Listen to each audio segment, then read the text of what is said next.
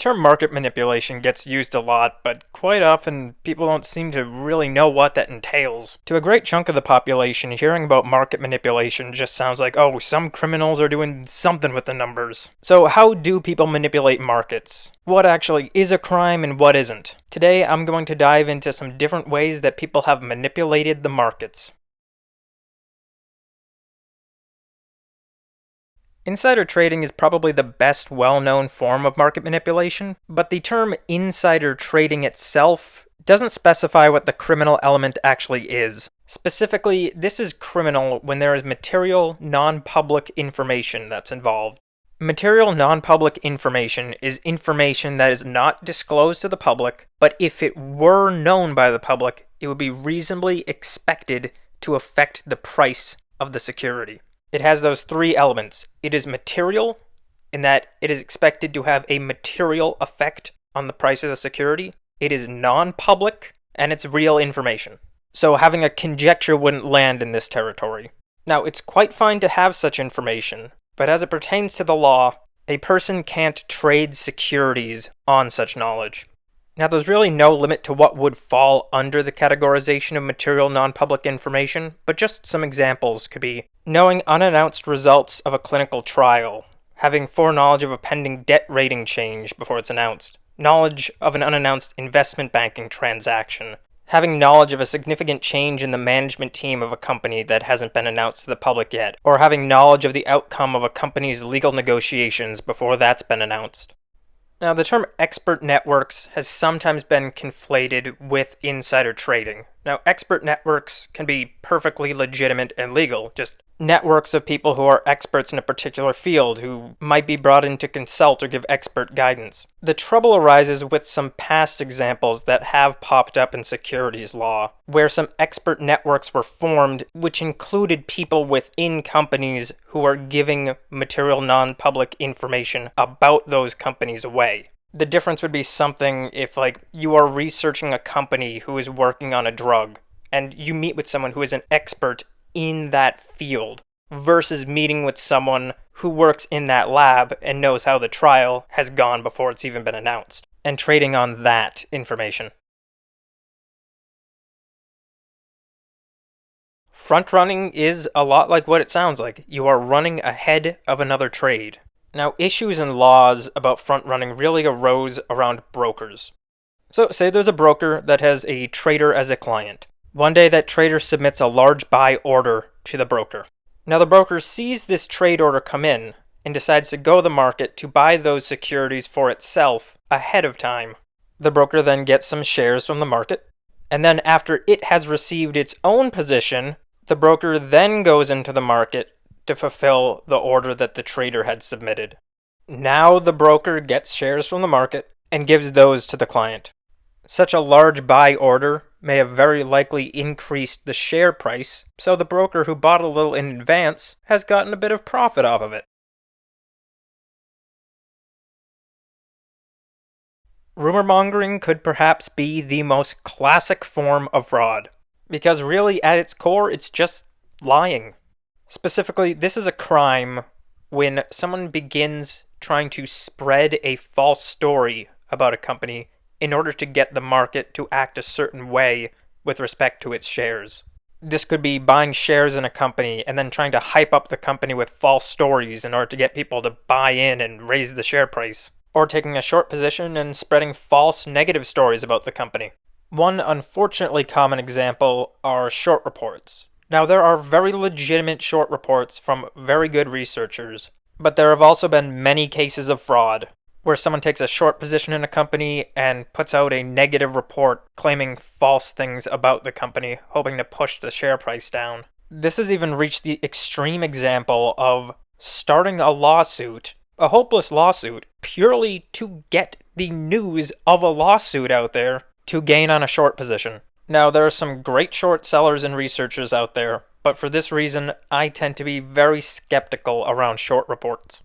And increasingly, social media has become a key venue for spreading manipulative information about a company. Now, I'm not about to do the social media is bad and we need to lock it all down now. What I am saying is, a good investor needs to do good due diligence.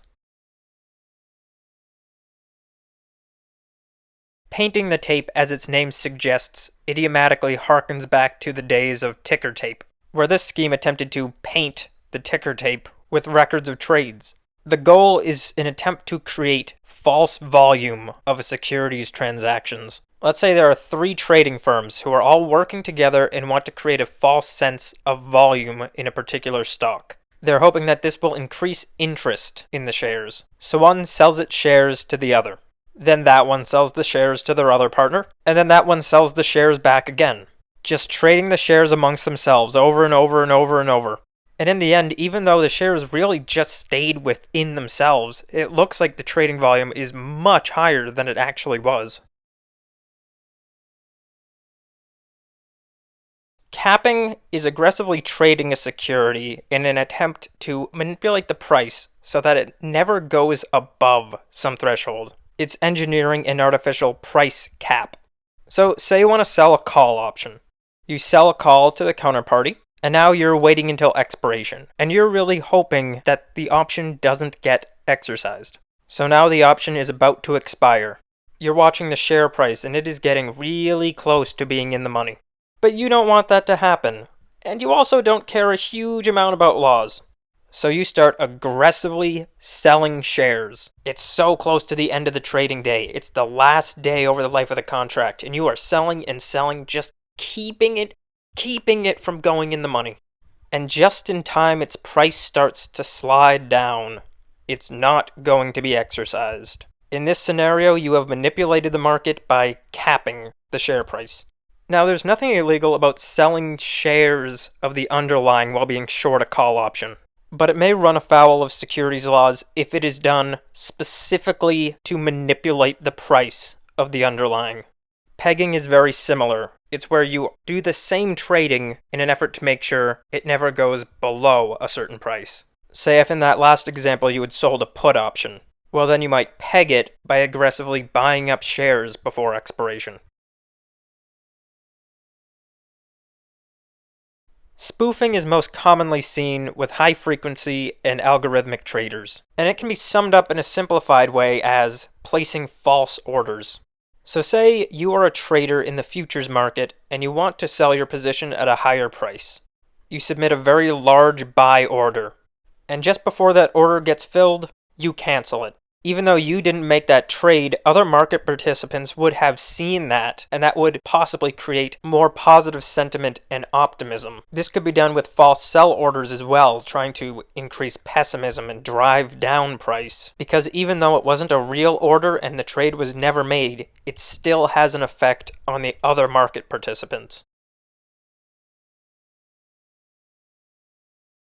The pump and dump scheme has become particularly prominent because of the movie The Wolf of Wall Street. It really consists of 2 parts, the pump and the dump.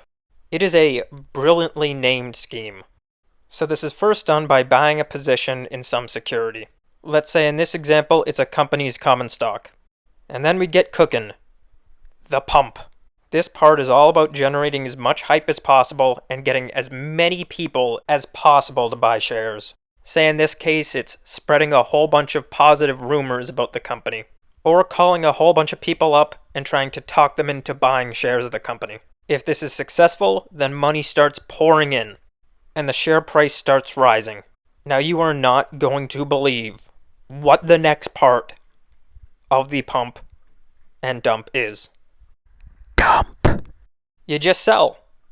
Purely on hype, you get a whole bunch of people to push the share price up. Just cash out. That's profit. All there is left to do is take the money and walk away. But then of course the share price might collapse, leaving a whole bunch of people holding the bag. Wash trading is another false volume scheme. It's done by buying and selling a security. Since your long position is equal to your short position, the net position is a wash. It's neutral. But if this is done in sufficient quantity, it can create a false perception of much higher volume than there really is. Because even though you never took a real position, it looks like there was a lot of trading activity. Cross-market manipulation is a broad category for when someone manipulates one market in an attempt to affect another market. Say in this case, someone is trading in both New York and London markets. Someone might go into the London market and use some manipulative technique in an attempt to affect that market.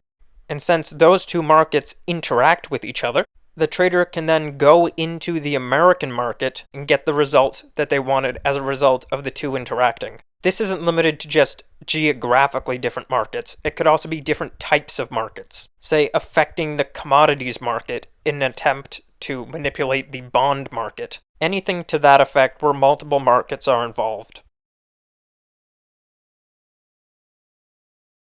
Market cornering is something that doesn't have a specific series of steps or a particular strategy by which it's done, but it's something that describes someone's relationship to a market. A market is said to be cornered when someone has taken such a sufficiently large position in it that that person can manipulate it just by will. That person has such a dominant market position that he can effectively dictate terms to the other market participants. Say someone is a wheat trader. Well, this guy goes in and starts buying up some wheat. So this guy starts building up a position, buying more and more wheat. And then eventually this guy buys up almost the whole thing, or such a gigantic position that he's clearly the dominant owner of wheat. People have probably started calling him something like the Wheat King or something at this point. Say this guy now has 80% of the wheat supply. Well, now he has so much control over the supply of wheat that he has incredible pricing power and incredible supply side power. Marking the close is manipulation that is specifically done to affect the closing price of a security. Now, this could be like the earlier example of someone who sold an option and on expiration day didn't want it to be exercised. But this could be someone like a fund manager on the last day of a quarter who has to put out performance numbers. Someone could attempt to manipulate the closing price by placing very large buy and sell orders, submitting false orders like the spoofing we saw before, coordinating a group of traders to all collectively try to manipulate the price, or putting out false information right before close before anyone can disprove it. There are all sorts of techniques someone might use to try to affect the closing price. Well, I hope you enjoyed this video. I'm working on beginning some other finance-based projects. I'm aiming to begin putting out short essays and also videos giving updates and commentary on the market. So, do like and subscribe if you're interested. Until then, have a tubular day.